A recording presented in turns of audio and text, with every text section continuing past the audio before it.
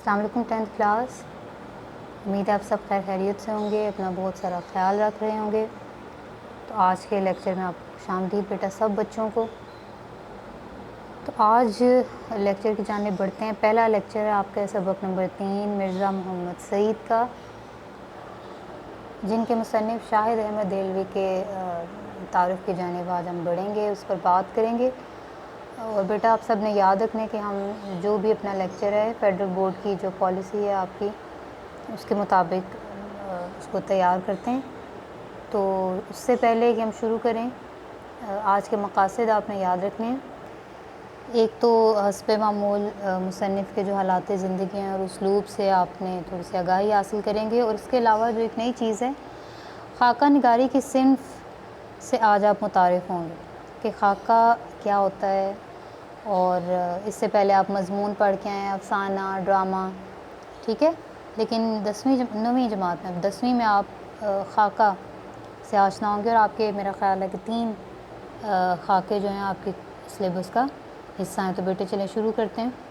آپ جانتے ہیں کہ ہر تعارف کو ہم نے, جیسے ہم پچھلی کلاس میں بھی بیٹے اسی طرح کرتے تھے کہ حالات زندگی پہلے ہم آپس میں اس پر بات کریں گے, پھر ہم مصنف کے اسلوب کو بیٹے اس پر گفتگو ہوگی, پھر آخر میں ہم ان کے تصنیف جو ہے اس پر بات کریں گے. شاہد احمد دہلوی جو ہیں 1906 کی اس میں پیدائش ہے ان کی, سن پیدائش ان کا, اور سن وفات ہے ان کی 1967, ٹھیک ہے. ان کے بارے میں یہ بات بہت ایک تو آپ نے یاد رکھنا ہے کہ دہلی میں پیدا ہوئے, ٹھیک ہے. اور ڈپٹی نذیر احمد کے یہ پوتے ہیں, وہی ڈپٹی نذیر احمد ہیں بیٹا جو اردو کے ارکان خمسہ میں جن کا شمار ہوتا ہے, جن کا توبۃ النصوح ابھی حال ہی میں آپ پچھلے سال پڑھ کے آئے ہیں, نصوح اور سلیم کی گفتگو.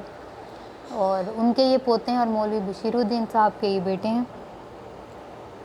اچھا, اس کے علاوہ آپ نے جو ان کے بارے میں یاد رکھنا ہے کہ ایف سی کالج لاہور سے انہوں نے ایف ایس سی کی, میڈیکل پڑھنا چاہتے تھے, ایم بی بی ایس کر کے ڈاکٹر بننا چاہتے تھے, لیکن اسی دوران بہت زیادہ بیمار ہونے کی وجہ سے انہوں نے جو طبی تعلیم ہے اس کا ارادہ ترک کر دیا, یعنی میڈیکل جو ایجوکیشن ہے اس کو چھوڑ دیا. اور پھر اس کے بعد دہلی سے انہوں نے انگریزی ادبیات میں بی اے آنرس, انگریزی ادبیات بیٹا انگلش لٹریچر میں.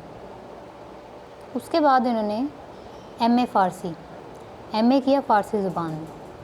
پاکستان بن گیا اس دوران, اور شاہد احمد دہلوی بھارت یعنی ہندوستان چھوڑ کر پاکستان کراچی میں آ کر منتقل ہو گئے. اور اس دوران انہوں نے تصنیف و تالیف کے ساتھ ساتھ انگریزی ادب سے ترجمے کرتے تھے. یعنی کیا کرتے تھے, تصنیف و تالیف بیٹے کتابیں لکھنا اور ان کو چھپوانا, ان کا اپنا پبلشنگ ایک ہاؤس بھی تھا. اچھا, اس کے علاوہ انہوں نے ترجمے کے, نہیں انگریزی ادب کے انگریزی جو تحریریں ہیں مشہور, ان کے ترجمے اردو زبان میں کرنا بڑا مشکل کام ہے. اچھا, اس کے علاوہ بیٹے یہ آپ نے دیکھنا ہے کہ پاکستان رائٹرز گلڈ کی تشکیل میں ان کا بڑا اہم کردار ہے. اب یہ رائٹرز گلڈ کیا ہے, ابھی ہم اس کے بارے میں تفصیل سے بات نہیں کریں گے, کیونکہ آگے جب ہم قدرت اللہ شہاب کا جو علی بخش ہے وہ سبق پڑھیں گے, اور جب جمیل الدین عالی صاحب کا جیوے جیوے پاکستان والا جو سبق ہے اس میں اس کے بارے میں تفصیل سے گفتگو ہوگی. بہرحال ابھی میں آپ کو بتا دیتی ہوں کہ یہ ایک ادارہ تھا, ٹھیک ہے, اور جس میں رائٹرز گلڈ, آپ کو گلڈ میرا خیال ہے انگلش کا جو لفظ ہے اس کا مطلب ہے کہکشاں, ٹھیک ہے. تو پاکستان رائٹرز گلڈ تھا, یہ ادارہ سرکاری سطح پر بنایا گیا تھا. اس کی تشکیل میں, اس کے بنانے میں شاہد احمد دہلوی صاحب کا بھی بڑا کردار تھا. بہرحال اس 1963 میں آپ نے بھی یاد رکھنا ہے کہ ان کو تمغہ برائے حسن کارکردگی سے نوازا گیا, یعنی سرکاری تمغہ ہوتا ہے, سرکاری نام. اچھا, یہ تو کچھ ان کے حالات زندگی تھے. اب اسلوب میں آپ نے یاد رکھنا ہے کہ زبان و بیان پر بڑا عبور حاصل تھا. آپ گھرانہ دیکھیں نا بیٹے کہ کون سا ہے, ٹھیک ہے. ڈپٹی نذیر احمد صاحب, بشیر الدین صاحب بڑے اسکالر لوگ تھے, بڑے پڑھے لکھے لوگ تھے. تو زبان و بیان پر شاہد احمد دہلوی, ابھی آپ یہ جب ان کا خاکہ پڑھیں کہ بہت خوبصورت تحریر, بہت خوبصورت. اور لطف یہ ہے کہ سادہ بھی ہے, آسان بھی لکھتے ہیں, اور عام فہم بھی. آپ پڑھیں گے نا تو آپ کو محسوس ہوگا کہ کتنے دل سے انہوں نے لکھا ہے. اچھا, ایک اور بات ہے کہ موسیقار بھی تھے, موسیقی سے بڑا شوق تھا. دھنیں بھی بناتے تھے موسیقی کی، لیکن ان کی پہچان اردو ادب ہے۔ اچھا، اب ان کی تصانیف پہ جاننے پڑتے ہیں۔ یہ بس مختصر سا ان کے اسلوب کے بارے میں لکھا گیا۔ ڈاکٹر جمیل جالبی کے مشورے پر انہوں نے خاکہ نگاری شروع کی۔ اب یہ جو آپ خاکہ پڑھیں گے، مرزا محمد سعید ان کی بہت مشہور کتاب ہے گنجینہ گوہر، اس سے لیا گیا، ٹھیک ہے۔ اب یہ ذرا ان کی تصانیف کے نام دیکھتے ہیں۔ اب یہ جو کتاب میں نے بھی آپ کو بتایا گنجینہ گوہر، اسی میں سے یہ آپ جو خاکوں کی کتاب ہے، جو آپ کا سبق ہے مرزا محمد سعید، وہ اسی کتاب میں سے، یعنی جو ماخذ ہے مرزا محمد سعید کا، وہ شاہد احمد دہلوی صاحب کی جو کتاب ہے گنجینہ گوہر، اس میں سے لیا گیا۔ اس کے علاوہ ان کی اور کتاب ہے بیٹا بزم خوش نفساں۔ بزم خوش نفساں جو ہے اور گنجینہ گوہر، یہ دونوں خاکوں کے مجموعے ہیں۔ اسی طرح سے ان کی ایک اور کتاب ہے اجڑا دیار، پھر ہے دلی کی بپتا، اور پھر ہے دھان کے کھیت۔ تو یہ ان کی تصانیف ہیں۔ اچھا بچوں، اس سے پہلے کہ میں آپ کو خاکے کی تعریف بتاؤں اور پھر اس حوالے سے ہم سبق پڑھنا شروع کریں، پہلے آپ نے ایسا کرنا ہے کہ اپنی کتاب کھولیں اور کتاب کے اوپر ہی جہاں جہاں یہ الفاظ ہیں اس کے اوپر اس کے معنی لکھنا شروع کر دیں۔ ایک دفعہ ہم سارے سبق کے معنی جو ہیں وہ اس کو لکھ لیں گے۔ بہت زیادہ میں آپ کو نہیں لکھوا رہی، جو مشکل ہیں جب ہم اس کو پڑھیں گے تب بھی اس کے بارے میں آپ جان لیں گے۔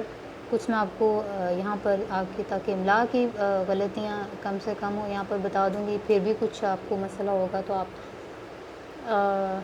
لغت سے دیکھ لیں گے، اور پھر بھی اگر آپ کو کوئی پریشانی ہوگی تو آپ مجھے میسج کر دیجیے گا، تو پھر میں آپ کو جواب دے دوں گی۔ فی الحال اس کو پہلے آپ لکھیں علالت مزاج، طبیعت کی خرابی، اور 10th کلاس آپ کو اچھی طرح پتہ ہے کہ ہم اپنا لیکچر جو ہے وہ کتاب کے اوپر تیار کرتے ہیں، اور بال پوائنٹ سے بڑی مہربانی، آپ بڑے ہو گئے ہیں تو آپ نے پینسل کا استعمال نہیں کرنا اس کے اوپر، پھر آپ کو نا وہ کاٹنے کی اور دوبارہ سے لکھنے کی جو عادت نہ پڑے۔ تاکہ رحلت کہتے ہیں وفات یا انتقال کرنا، سانحہ ارتحال وفات کا حادثہ، سناونی موت کی خبر ہوتی ہے، شعار طریقہ یہ چلن، ایکا ایکی ایک دم، عدم موجودگی غیر موجودگی، گھاؤ زخم، سٹی گم ہونا محاورہ، اس کا مطلب ہے ہوش و حواس گم ہو جانا، مارکۃ الآراء غیر معمولی، متمول مالدار یا دولت مند کو کہتے ہیں، اکتساب علم حاصل کرنا۔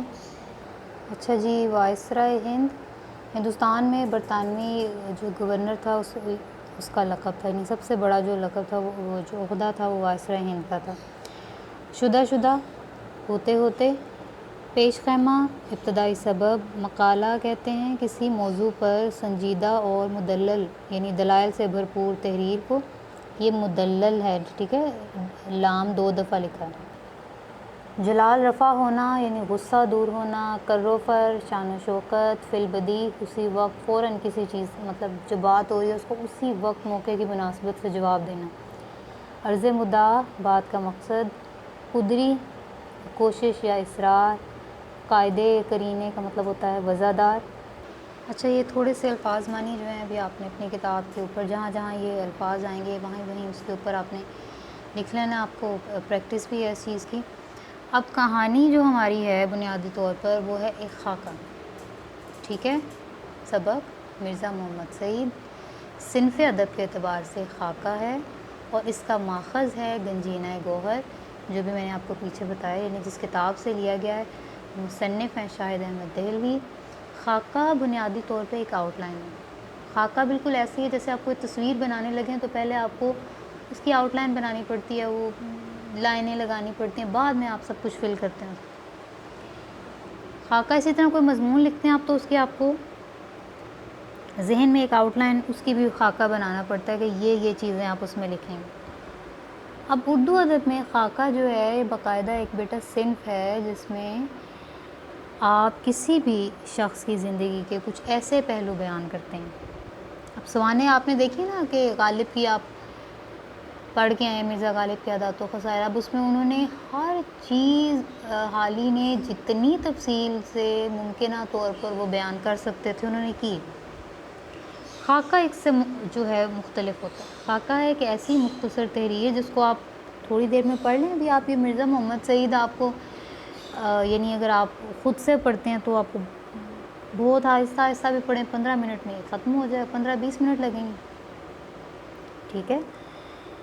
لیکن کیا ہے, خاکہ کہتے ہیں کہ آپ کسی بھی شخص جس کے بارے میں لکھ رہے ہیں اس کی زندگی کے کچھ ایسے پہلو نمایاں کریں کہ آپ کی وہ سوانح نہ لگے, کہ بہت لمبی بات نہ ہو لیکن اس کی شخصیت کے سارے بیٹے, اس کا سارا کردار, اس کی شخصیت کے خاص پہلو, اس کی کوئی خوبی, اس کی کوئی خامی, وہ سب کچھ یکجا ہو جائے. اور جب آپ وہ خاکہ پڑھیں تو آپ کے ذہن میں اس شخص کی ایک تصویر سی بن جائے کہ آپ کو لگے کہ اچھا یہ شخص اس طرح کا تھا, ٹھیک ہے.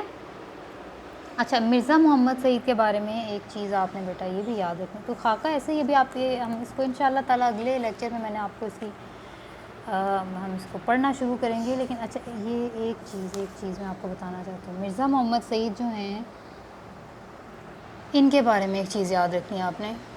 مطلب کہنا میں یہ چاہ رہی ہوں کہ اب خاکہ اگر کوئی شخص کسی شخص کا خاکہ لکھ رہا ہے تو یقیناً اس شخص میں کوئی ایسی خاص بات ہونی ضروری ہے, یا اس کی شخصیت کا کوئی ایسا پہلو نمایاں ضرور ہوتا ہے کہ لکھنے والا اس سے اس حد تک متاثر ہو جاتا ہے کہ پھر وہ اس کی شخصیت کے بارے میں لکھنا چاہتا ہے. اچھا, مرزا محمد سعید کا شخصیت کیسی ہے, ان کا کردار کیسا تھا؟